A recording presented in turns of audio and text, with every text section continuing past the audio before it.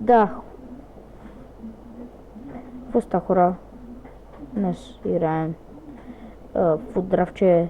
Тук ми се паднаха легенда Канаваро.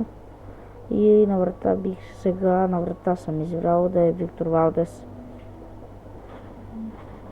И сега избирам тук това. CD.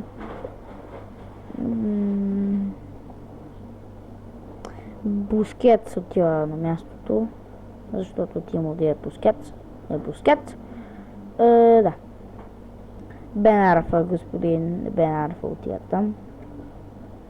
Аз няма да правя резервите, защото не ми се занимава. Не искам. Да, само ще сложа няколко.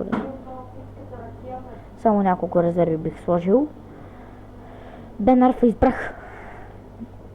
Нещо ми зарежда. Фок.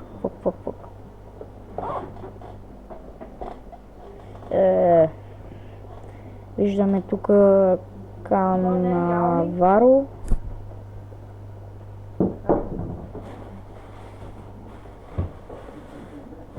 И да видим.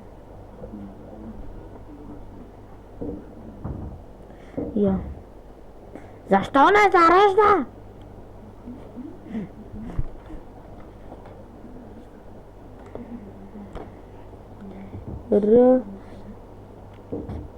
И драфт.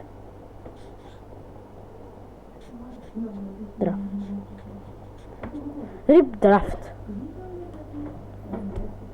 Ако имах камера, щех да ви го покажа.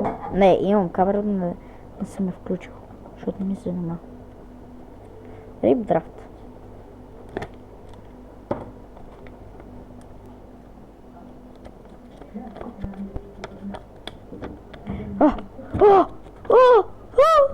Майко, вижте какво ни се падна. Сега, какво да изберем? Левандовски, Фанта, Гризман, Информ, Коща, Информ, Бензема. Кой е по-голям тук? Добре, шел Гризман. Ти си моето семейство. Филип, опа! Филип Лам. Филип Лам ли е как? Филип Лам? Не го знам точно. Сейн Кандрева. Защо се романва? Сане там. Сейн. Син, Сане, там както иде. Тия двата такова ще сложи и спирам клипа, защото... Ларсън! Я да видим на коя позиция е този. Ести. Аре, изчезвай там, че ма не реши. Уелбек отива на мястото на... То там... Лос! Валдерама!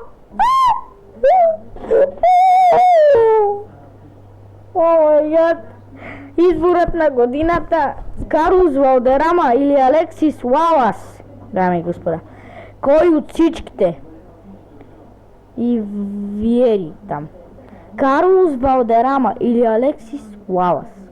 Кой от всичките ще бъде при нас? Не мога. Избирам Карлос Валдерама. Не знам. Просто предаден съм.